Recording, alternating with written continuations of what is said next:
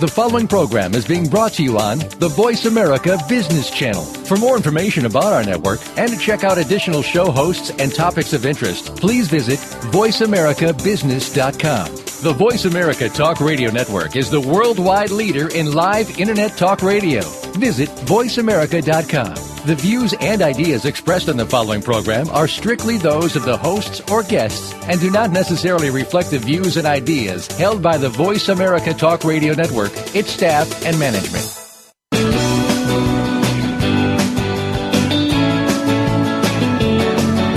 In the past few years, we've heard the term free agents and been told we would all need to become one in order to succeed.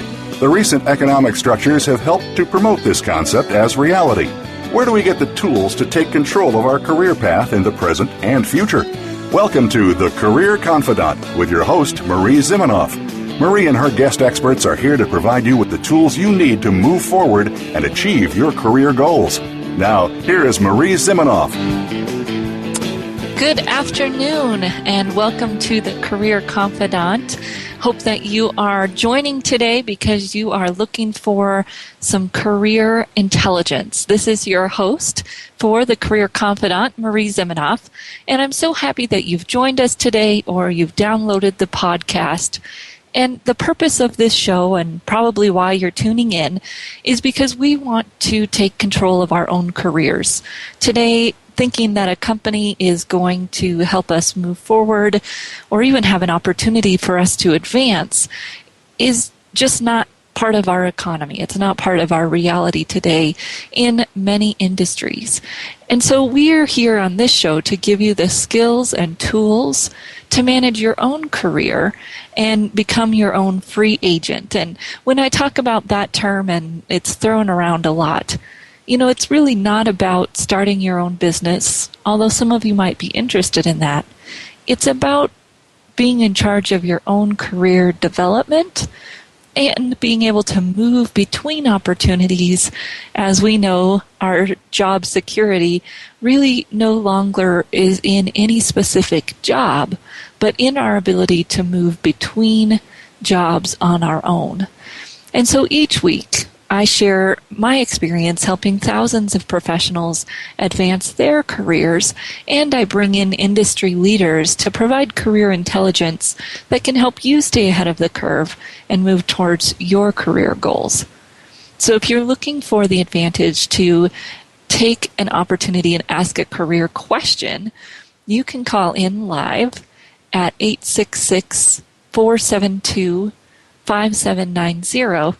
Again, 866-472-5790, or you can always email me at Marie, M-A-R-I-E, at astrategicadvantage.com with your questions. Last week, if you didn't tune into the show, go ahead and go online and download it. We talked about interviewing, and we had a guest on the show, Amanda Erickson, who has been a recruiter for about 12 years. And at the end of our conversation, she talked about 5 things that she thinks you need to know about yourself before you go into an interview. And you're going to have to listen to that show to get those 5 things. But as we were talking, I heard one of the things she's looking for is kind of that happiness factor. And I've heard it before from other hiring managers. When I went to a job fair, probably 2009, when the economy was not doing well, job seekers weren't doing well, lots of people had been out of work for 12 to 18 months, and people were starting to be visibly unhappy, even at a job fair. And employers aren't necessarily attracted to that air, to that aura, whatever you want to call it, when you are unhappy with your career. Now, a lot of us are thinking today, I'm unhappy and there's opportunity for me to make a move. Yes, there is, and that's great. And we still need to figure out maybe why we're not happy before we jump into making that move. So we're going to talk a little bit about that today. It's kind of all the rage out in the media today, this career or job satisfaction issue. And this is not a new issue. So Gallup research showed in the early 2000s that about 56 plus 15, so 71% of people are either not engaged or actively disengaged from work. So what does not engaged or disengaged mean? Well, not engaged, as defined by Gallup poll, is that people have checked out. They're kind of sleepwalking, they're putting in time, but not energy or passion. So that's 56% of us are not engaged, sleepwalking at work. Then 15% of us are actively disengaged. So we are acting out our unhappiness. We're undermining what other people are trying to do. We are verbally unhappy at work. Now, you most likely fall into one of those categories. But why are we so unhappy?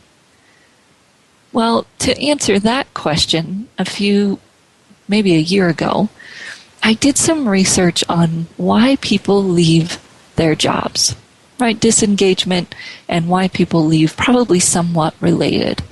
Interestingly enough, compensation is not at the top of the list. Actually, compensation is at the bottom of the list that we'll talk about. Most of you can guess that the number one reason that people leave is a poor relationship between you as an employee and your immediate supervisor. So whether that's you feel like you're micromanaged or maybe don't have any direction, have an absent manager, whatever it might be, that relationship is the number one reason that people leave. So hold on to that. We're going to come back to that later. Number two reason is lack of an advancement plan or having a challenge. Or I hear this a lot, my work doesn't have meaning. So I'm not going anywhere. I'm not contributing to anything. And we'll talk more about this. That's the number two reason that people leave a job.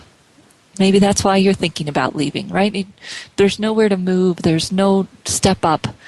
There's no more challenges for me here. I'm stuck. The third reason is stress or lack of work-life balance. So you might be thinking, this job just sucks all of my energy. I never get any time off. They expect me to be here all the time. Maybe you have a new family or something has happened where it just isn't working for you to put in the effort that people seem to expect, or maybe it's a combination of those reasons, and people seem to be expecting a lot for not having anything to give back, right? There's no way to advance, so why am I putting in all this work, or why am I so stressed out? So that's our third reason, is that lack of work-life balance or stress. Then the fourth might be that we just don't have the communication. Maybe our relationship with our manager is not terrible, but nobody really gives us feedback on how we're doing or telling us if we're doing a good job, right? Appreciation and feedback, maybe even recognition that we're not getting at work. And then that fifth reason is the compensation is not competitive, or maybe there's not an opportunity to increase in compensation, even if we might find a new challenge. And that might be important to us. So as you're looking at why you are unhappy at work, it's really very personal. All of us are looking for different things out of work. And that's, as we talked about when we were looking at career change. And if you're looking at career change, you might go back and listen to that. And it's really about values. Values, work values. What are you looking for out of work? And there are some resources where you can find values, card sorts, values, activities online. Or you might sit down and just really journal about what isn't working for you. Doesn't have to take a lot of time, but to really figure out, maybe even ranking those 5 reasons, right? Is it poor relationship with your boss? Is it that you don't feel like you have any challenges or a way to advance? Maybe that it's you just feel worn out, that lack of work-life balance. Or do you feel unappreciated? You're not getting any feedback. Or perhaps the compensation or opportunity to increase compensation just doesn't fit with what you think you're worth. And all of those pieces come together to make our career happiness. And so as a career counselor, I became very passionate about trying to help employers keep their employees, because I kept having people walk into my office and say, I need a new job, I'm looking for a new job, I need to get out of where I am. And really when we started talking about it, started looking at why they were unhappy, there were things that they could change. There were things that maybe they could to ask to address within their work environment. And so we're going to talk a little bit about that tonight. These 5 things, which of these 5 can we address in the workplace? How might we go about that? And then maybe when it's time to leave, we'll feel like we have a better handle on what we're looking for and how to ask for that, maybe even as we strike out into a new opportunity. One of the most standout stories in my mind is a middle-aged gentleman who came to me who didn't have a degree. And within his organization, without a degree, he couldn't move up. And so he came to me and he said, I think I want to leave. It's really not worth it to get this degree. The opportunities are limited anyways. I'm just bored. I'm tired of doing what I'm doing. And we talked through briefly what was the opportunity, what he was unhappy with, and he decided to go and talk with his manager about his unhappiness, about his discontent. Now, that's an awesome relationship with one's supervisor, right? To feel comfortable going to them and saying, hey, I'm done, I'm bored. What else can we do here to get me where I want to go? And after having that conversation with his manager, he came back to talk to me again. And he said, my supervisor's on board. He said that if I figure out what I want more of in my job, he'll work with me in any way he can to make that happen.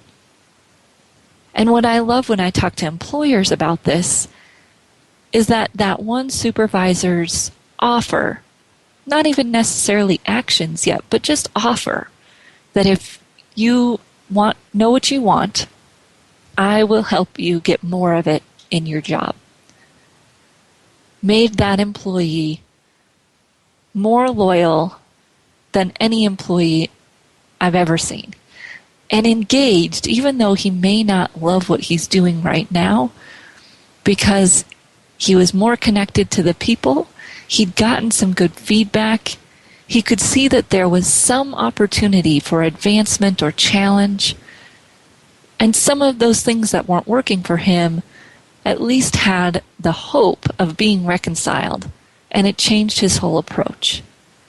And so tonight we're going to talk a little bit about these pieces of your unhappiness and what it is that you might want to do with that, how you might want to address that in your current job, and then when we might decide that it's time to make a change. And thinking about the way the world is different and why I started this show, right, that we're in charge of our own career. And to be in charge of our own career, the number one thing is that we have to know where we're going.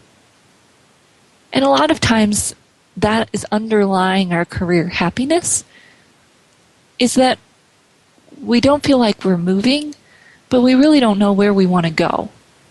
And so again, getting back to that career change segment, the episode that we did a few weeks ago, back in February, and really knowing what it is that we want so that we can figure out why we're not getting it and how to ask for it. So come back and we're going to explore how we can address some of these issues of why we're unhappy and how we might be more happy where we are or be happier in the next job because we know what we were looking for when we were searching. So we'll be back in just a few minutes.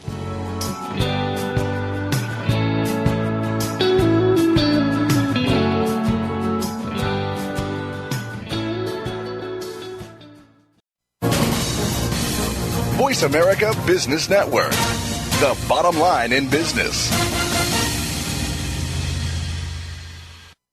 You know that the career landscape has changed and that you need to be proactive about managing your career. You can have the foresight, skills, and confidence you need to take charge of your career and seize opportunities. A strategic advantage and career expert, Marie Zimenoff has helped thousands of leaders like you get focused, get found, and get hired. Visit getcareersmart.com to find out more. That's getcareersmart.com or call 800-521-2080 to schedule your complimentary consultation. If you want to know about investing in emerging and frontier markets, or if you have experience in this field but still need to know more, tune in to Emerging and Frontier Markets Investing with Gavin Graham. Gavin explores news, current trends, and insights about both categories of investing. His guest experts, along with his own knowledge, will help you stay above the line when it comes to growth potential, whether in funds or equities. He will look at what to invest in and avoid. Tune in to Emerging and Frontier Markets Investing with Gavin Graham every Wednesday at 9 a.m. Eastern Time, 6 a.m. Pacific Time on the Voice America Business Channel. From the boardroom to you, Voice America Business Network.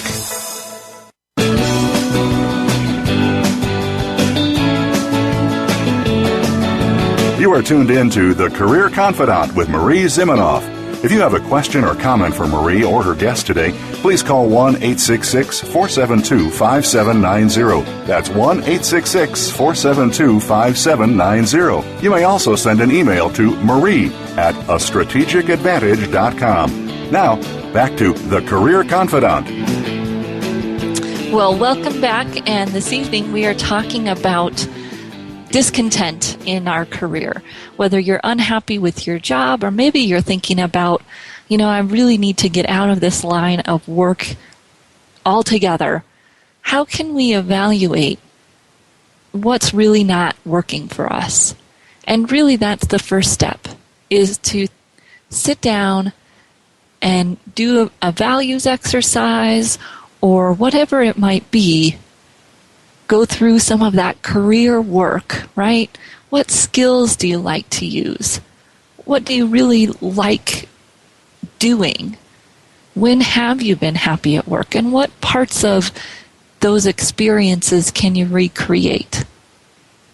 But connecting to that, what it is you're looking for, can be really freeing and help us realize that maybe we're not as unhappy as we think we are, or, yes, I'm unhappy, and this is why, because I don't get enough of X. And X, maybe I can get more of at my current job, or maybe I can be really targeted about the types of positions I look at for my next move so that I know what it is that I'm looking for. And that piece of what is it that is missing is really a big piece that a lot of times we don't take the time to think about. We just think about, oh, this job sucks, right? And we'll talk about that a little bit later. But really, what is it that's not working for you? What is it that you need more of? What is it that you need less of? And then maybe we start to look at, within that list of items that we need more of or less of, what is it that we're in control of? So when I worked at the university, I worked for the university for about 7 years. And when I started at the university, I had a very hands-off boss, very supportive and trusting, and I got to do a lot for a young professional within my job. I had a flexible schedule. No one was looking over my shoulder. I created processes. I led student professionals who were working for me and had the opportunity to work with student leaders. And it was a great experience. Well, that job ended, and as is typical of the university environment, the next job I landed was a little lower level. Although it was the same level as I'd been in, I had to start over. And it was a challenge for me to have that micromanagement, right? To be in a position where I was waiting for someone else to give me things to do. The position was new. It was a challenge. And it really helped me understand that part of what I needed at work was the opportunity to be creative, right? The opportunity to have some flexibility, the opportunity to think a little bit deeper, and realize that that type of job wasn't a good fit for me. It was in accounting, by the way, and accounting was not my thing anyways. And so some of those experiments that we have in the beginning of our career, as we move along the way, maybe we lose some of the lessons that we learned about what's really important to us at work. And one of the things that I do with my clients that you could do for yourself is do a little bit of career reconnaissance. A great term. Susan Britton Whitcomb shared that term with me, where you're really looking back through your career and in each position thinking about what worked for me and what didn't work for me. Quick, very feet on the ground, what worked for me, what didn't work for me, what did I like doing, what didn't I like doing, and see if there are some themes, both in the skills category, but also in those values, right? What was I getting out of work kinds of areas, right? I needed more independence. I needed more ability to make decisions and do things on my own. I needed a flexible schedule. A second job I got after, a third job at the university, I was kind of in the reception area. And so it was really important that I was at my desk from 8 to 5. And I like to go out and talk to students and do things. And boy, that position really taught me that need for some kind of flexibility to get up and move around and not be at a desk all day. And thinking about those lessons helped me craft what I have today, and maybe help you craft what you've got. And maybe you do it where you are, or maybe you do it somewhere else. A lot of that might depend on what those lessons look like. Is it possible to get some of the things you used to have that worked where you are, or are we going to have to find somewhere else? So one of the things that I find interesting in the literature around why we're disengaged, and of course that literature and that research comes from Gallup polls, so probably not too surprising that they're tying strengths and your managers focus on your strengths to engagement. That people who say their managers focus on their strengths are more likely to say that they're engaged. Makes sense, right? And of course that we would expect it from Gallup poll, who created the Strengths Finder, or at least the data behind that Strengths Finder. So if you are focusing on your strengths, you're more likely to be engaged. Not too surprising. Might more positive, build an atmosphere of, hey, you're doing some good things here. So I would challenge you that most employee review processes today are led by the employee. You put together your initial evaluation for the most part in most companies I've worked with. submit it to your supervisor, and then the two of you go through that together. So if they're not including strengths language in that review, start doing that for yourself. These are my strengths. These are the ways I'd like to build on these strengths. These are some ways that I might use my strengths to make up for some of these things that I didn't do so well. If they make you say some things that your weaknesses or whatever you need to work on. Not just saying these are my weaknesses, but these are how my strengths could help me improve on these areas, so that you are directing that language into your performance review. Try it in the next review session and see what happens, right? Starting by talking about your strengths, ways that you want to use your strengths more for the benefit of the business, the group, whatever it might be. And then, hey, here are some ways my strengths could help me be better in these areas. And to be able to do that, really, is tracking your successes.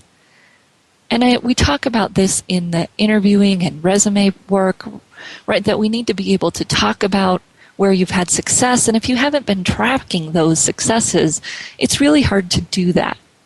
So track your wins. Start a Word document, start a spreadsheet, whatever it is for you, a notebook, and start writing down where you add value. Start writing down your wins.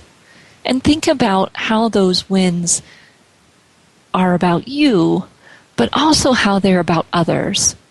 How do your actions impact others within your own group, within the company, and your customers, and maybe even the world, right?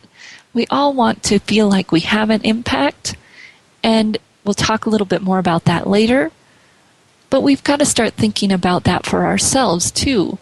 That's part of taking the control over our own career development, right? It's our job to think about, how does my work every day contribute not only to my company, my group, my product, but my customers and the industry bigger as the whole. So when my husband was graduating college, he has an environmental heart and had just gotten a degree in engineering. And one of the companies that was looking at him for his first job was oil and gas. And came home and he was pretty disappointed that this oil and gas company was interested in him, because he really had something else in mind, right? He was going to save the world. He was going to save the environment through his engineering work. And we sat down and talked about it and came to the realization that pretty much oil and gas are going to be around for a while. There are staple fuels. And the job that was looking at him was focused on creating machinery and replacing parts that would make those engines that pump the natural gas around our great country cleaner, run more efficiently, and pollute less. That was the job. And so really, his largest environmental impact probably is in the line of work he's in now, going around the country, working on these oil and gas engines and making them cleaner, reducing carbon emissions, all of those things that his little environmental heart was set on. And it's in a setting that he never would have imagined, and maybe wouldn't have connected the dots if he hadn't sat down and thought about what's the reality of what I do every day and how it's going to impact not only my company. Yes, they're going to make money. They're an oil and gas company, but they're also going to move natural gas around the country to heat the homes of millions of people. And oh yeah, they're going to improve the environmental impacts of the whole process as much as they can, because that's how their products sell. That's why people buy their products. So when you're thinking about that connection between you and the company and, looking for meaning. Sometimes we can find meaning in our work out into the world without having to change our jobs. So when you come back, we're going to talk a little bit more about how we might change our job or change our outlook, and then we'll get into a little bit of when we decide it may be time to take charge and move out. So we'll be back in just a few minutes.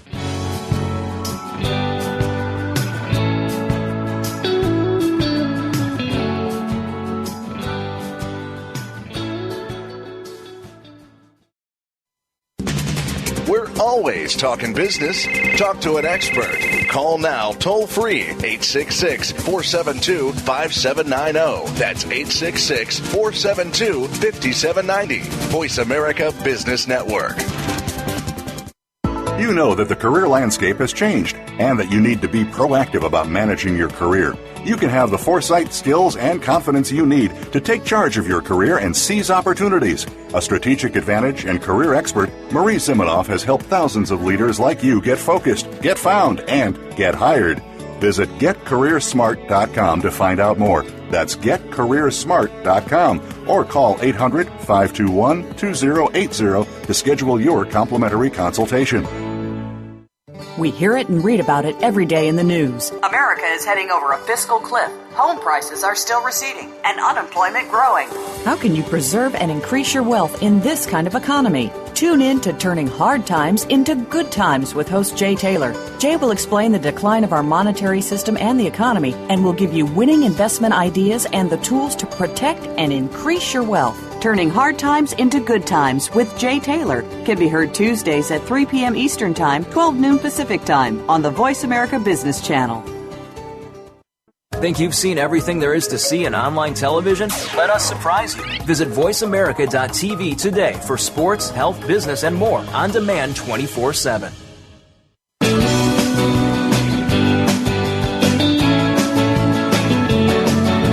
You are tuned in to The Career Confidante with Marie Zimenoff. If you have a question or comment for Marie or her guest today, please call 1-866-472-5790. That's 1-866-472-5790. You may also send an email to marie@astrategicadvantage.com. Now, back to The Career Confidante. Welcome back, and tonight we are talking about, are we happy at work? How can we be happier at work? What are the things that we can do? And, we were talking about right before the break, focusing on our own strengths, how we might direct the performance review in that area, and then being able to track our successes and think about how we're having an impact, maybe even on a bigger scale. And that is one of the biggest things I hear of people walking through my door is I want a job that has meaning. I want work that has meaning. And the first thought usually is, a nonprofit, right? I'll go work for a nonprofit. They have kind of built-in meaning, right? They've got a mission. That mission's really clear. How I add to that mission seems really clear. And I just challenge that if you're looking for meaning at work, that maybe a new job isn't going to have that meaning either. Maybe it will, but what does meaning really indicate? What is it that you're really looking for? Is it the feeling that what you do matters? Well, evaluate your current state, right? How does what you do now matter? Or how does what you did in your last job matter to, again, the company, the customers, the world? And a lot of times we think, our company was just out for profits. And sometimes that's true. And other times, maybe that's our first perception. If we look a little deeper, maybe even though the company was making a good profit, they were contributing to society in some way. If not, perhaps there's other companies in our same industry line or in a neighboring industry that do contribute to society in a way that feels good to us. And maybe the nonprofit is a good realm for us, but again, that goes back to the beginning of what are we really looking for out of work. Because I can tell you if there's a certain dollar amount you need to make or a work-life balance you're trying to keep, the nonprofit sector may not be the answer for you. You may jump out of the frying pan of the corporate dollar pusher into the fire of work all day for no money nonprofit world. Again, not every nonprofit's going to be like that, just like not every corporation is going to be a money-hungry corporation. But what is it that you're looking for before you make that jump? What is it really that you need? So you can evaluate those options. And again, as I was talking about right before break with my husband, maybe see that what you're looking for is just presented in a different way in your current industry. So we've talked about strengths, we've talked a little bit about meaning and building our own meaning a little bit. And then one of the things that we often don't think about, and maybe we have even a perception that is impossible, is the ability to craft our own job. This idea of job crafting has been around for a little while, and it's really about, are there ways that you could do more of what you like to do on a daily basis? This comes straight out of some of the strengths-based work, and really looking at what do I like to do, because we know that you're good at those things you like to do for the most part. Adults have a healthy reality of what they can and like to do. You're usually more engaged when you're doing what you like to do. So how can you get more of that every day? Have you shared that among your team? Has the team sat down and looked at, hey, these are the things I like to do, these are the things I like to do, and maybe there's some things you could swap. Maybe there are ways to make small changes that would put you doing more of what you like to do. Now, this doesn't mean that we'll get rid of all the frogs, right? The things that we have to do every day or every week that we may not like to do. It's adding more of the things we like to do to our day that gives us energy, gives us that engagement. It'll probably make the things we don't like to do easier to get done because they take up less of our time and we have more time spent on what we like to do. So think about that. It's that job crafting idea. Within the job I'm at, can I do more of what I like to do? Having thought through that will help you if you decide you want to go, right? Because we'll have pinpointed some of the things you know you want more of in the next job. That is also going to require us to decide what we need to start saying no to. Right? If you are constantly being pulled into projects, dealing with process, and those aren't your strengths, maybe there's someone else that would be better for those projects anyways. Is it possible to say no to that and engage more in something that you like to do that's adding value to the business? And saying no can be hard. And thinking about what to say no to can be probably the hardest part of saying no. But thinking about, hey, I really don't like to do this. When I know I have to do this, I dread going to work. Are those things that somebody else might like to do? And if they're your frog, then maybe we just have to eat it. But are there other things that you like to do that you can add more of to your work? And like my gentleman who went and talked to his supervisor, and his supervisor said, hey, I'll help you get more of whatever it is you decide you want. You never know. Your supervisor might surprise you. And maybe that conversation can start to build a good relationship or improve relationship. Again, going back to one of the top reasons we leave our environment is that relationship with our boss. And maybe that relationship is going to prevent us from asking for those things. And we might work within our team to get them, or we might decide it's time to go. However, when we're thinking about relationships, I think it's important to remind ourselves that relationships are two-way beasts, right? And so within your work experience, are you making relationships? Are you connecting with the people that you work with? Now, I'm not talking that they have to be your best friend, your best buddy. However, research does show that we're more likely to be engaged and to be happy at work when we like the people we work with. That's a big surprise, right? You can't like people you don't know, and they can't like you if they don't know you.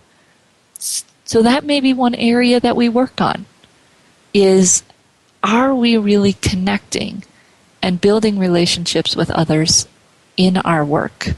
Our team members, our supervisors, do we have a relationship with them? Are we communicating real issues? Are we letting them communicate real issues? Are we building trust? And remembering that we have to trust to be trustworthy so that we can build those relationships with others. So again, not surprising, you will be happier if you like the people you work with. To like them and have them like you probably takes some effort. If you're putting in that effort and feel like it's not being reciprocated, then again, that may be an opportunity where we decide we're going to leave. So we've talked a little bit about crafting our job and connecting with others. And now just briefly want to talk about this development aspect, this career advancement piece, where what happens a lot today is there isn't anywhere to move, right? You're probably feeling that. There's nowhere to move. The people ahead of me aren't going to retire for years. They lost all their retirement. It's one of the largest problems in the country. There was this huge concern that everybody was going to retire and there was going to be a gap. And now, although some people are still talking about that concern, more what I see is the inability for people to move up, and therefore they're disengaged, therefore they're not doing as well, they're not performing as well, and circularly then they're not moving up, right?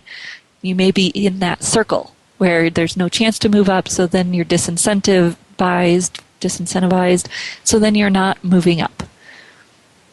What can you do to bring challenge and development into your work? Maybe it includes some professional development on your own dime, if they'll at least give you the time to do it. Maybe it includes just a discussion, again, with that manager about some things you'd like to do, some training you'd like to take, and really have it researched. This is what it is. This is what the benefits would be, right? Got to sell that. That's your job today. Maybe something we would never think we'd have to do. Be able to sell why we deserve that development. This is the benefit to the organization. This is the cost. ROI, if we can calculate it, right? What's the return on investment going to be for that development? And putting together some kind of argument for your own professional development. Then, maybe at the same time, or maybe if that doesn't work out, thinking about, are there sideways things that I could do to increase my skills? Right? The whole idea of a free agent is that you're building your own tool set so that you can move where you want to go. Is there anything laterally at your job that you could do, a project you could take on, something you could volunteer for that would build your skills in the direction you want to build them? That's today's advancement. That is what we have, people, unless we're going to move out, which sometimes can help us move up. Depends on our industry, depends on our competition. It's that lateral skill building, getting a challenge, taking on a project so that we can build our tool set and be ready to move up. Maybe you're ready to move up. If you don't feel like you quite are, then it may be looking around for those additional challenges so you can add to your tool set and be ready to move up, even if it means moving out later. So when we come back, we're going to bring this all together, and I'm going to give you your Get Career Smart tip, and then we'll be off, and hopefully you'll be checking in with us again next week. So come back here in just a few minutes and give you your Get Career Smart tip.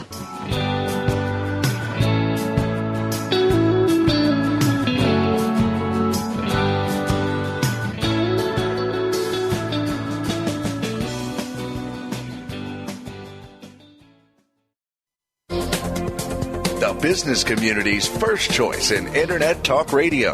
Voice America Business Network. You know that the career landscape has changed and that you need to be proactive about managing your career. You can have the foresight, skills, and confidence you need to take charge of your career and seize opportunities. A strategic advantage and career expert, Marie Zimenoff has helped thousands of leaders like you get focused, get found, and get hired. Visit getcareersmart.com to find out more. That's getcareersmart.com or call 800-521-2080 to schedule your complimentary consultation. The way we do banking today continues to evolve.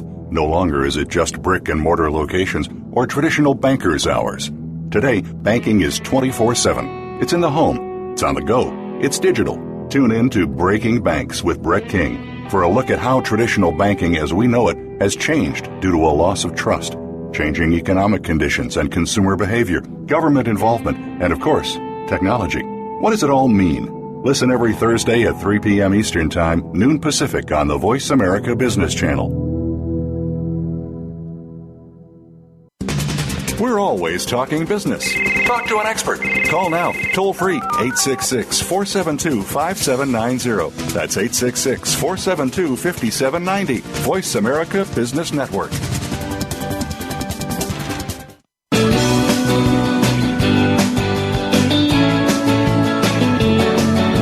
You are tuned in to The Career Confidante with Marie Zimenoff. If you have a question or comment for Marie or her guest today, please call 1-866-472-5790. That's 1-866-472-5790. You may also send an email to marie@astrategicadvantage.com. Now, back to The Career Confidante. Well, we have been talking about being happy in our career. And we've talked through the top 5 reasons that people are unhappy or leaving work.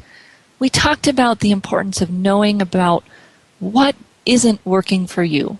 What is it that you need more of? Maybe what is it that you need less of? And without that knowledge, it's really going to be probably a problem that follows with us because we don't know what we're looking for.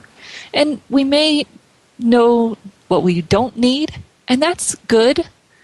If we can figure out what we do need, that can be even better. We talked a little bit about our role in focusing on our strengths and how we might be able to direct the evaluation process in that direction every quarter or year whenever your manager is doing that evaluation. We talked a little bit about creating your own meaning, searching for meaning where you are before we search for meaning somewhere else. What do we mean when we say we're looking for meaning in our work? And how aren't we getting that in our current job? And do we really need to move to the nonprofit realm to be able to get it? And are we going to be happy when we get there, right? Then we talked a little bit about job crafting and being able to communicate to our team or to our supervisor the things that we want to do more of and what we might need to start saying no to. Then we talked just briefly about relationships and their importance in us being happy where we are and our ability to focus in on that and build relationships. Sometimes we don't think about that, and that is a big part of what makes us happy at work. Then we talked a little bit about taking charge of our own development. putting together a plan, proposing that plan, having thought through the benefits to the team or the organization, and maybe even the return on investment. And we're going to talk briefly about attitude. And Forbes had a great article by Kathy Caprino that was all about who do we think is to blame for our career unhappiness. And when you think about your job and you think about why it's not working for you, where's that finger pointing? Most of the time, it's at the company, right? My company is toxic. These are some things that the Forbes article had. My company doesn't encourage work-life balance. Well, who's setting the rules here? Who's holding the power? And are we giving away our power to the company by not telling them what we need? My guess is yes, and part of that might be because we haven't really put our finger on what we do need.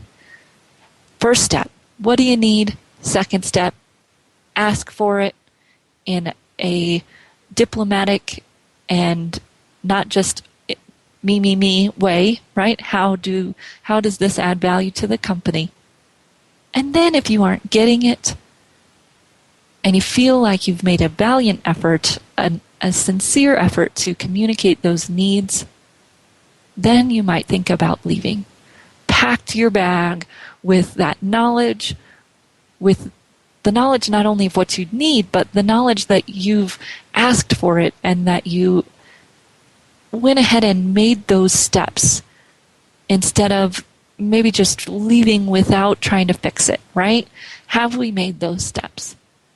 So that article on Forbes, and you can look it up, it's called The Clear Sign That You're Not Ready for More Career Happiness. And really thinking about, are you ready in your state of mind to take control of your career happiness? Because that's really what this is about.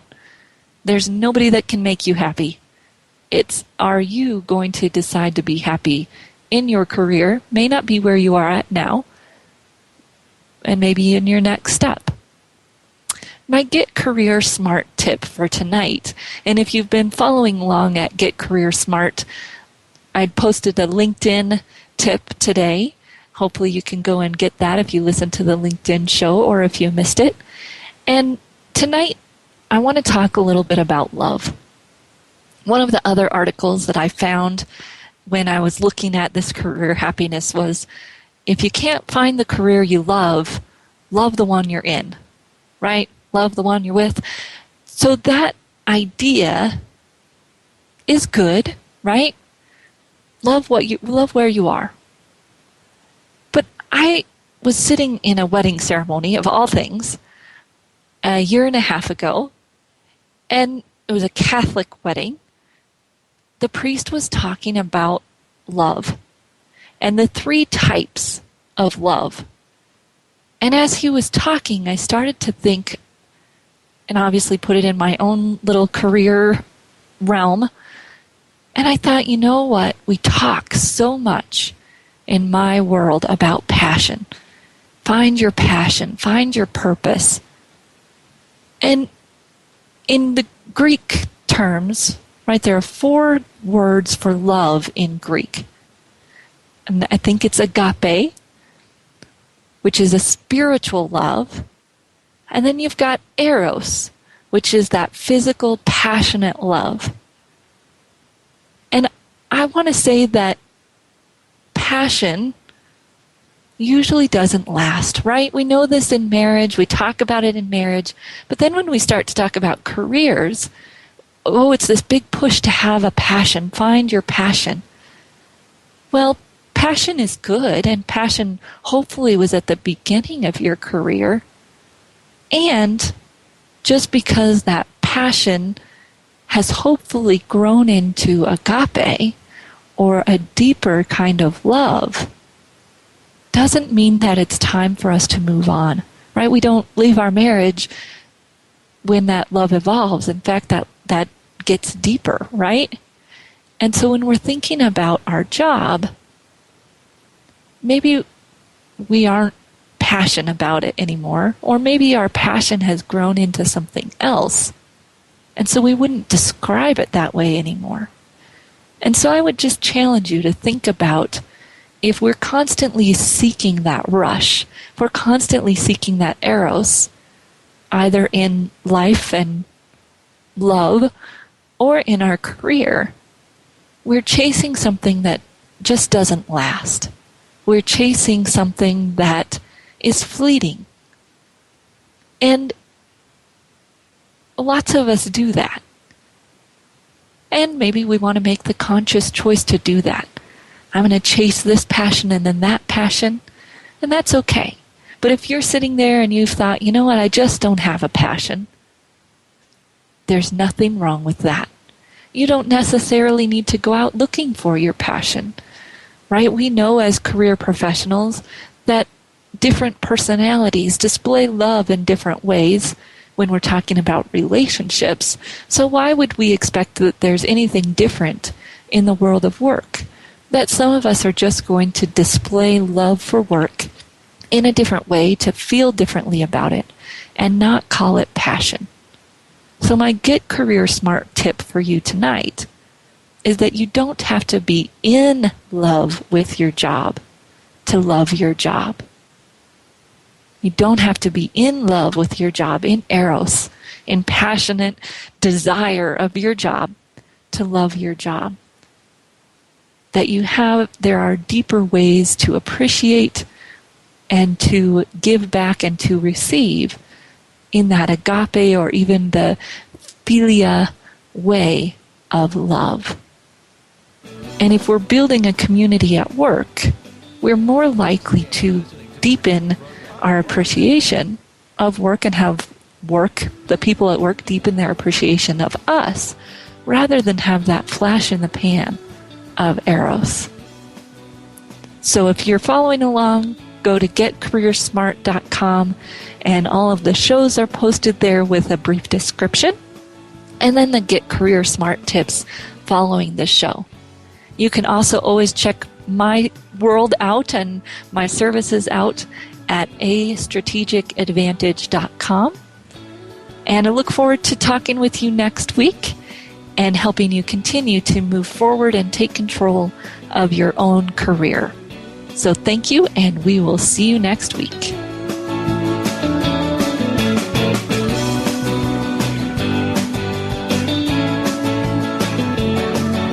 Thank you for listening to The Career Confidante. Marie Zimenoff will return again with another terrific guest next Monday at 6 p.m. Eastern Time, 3 p.m. Pacific on the Voice America Business Channel. Be sure to join us then.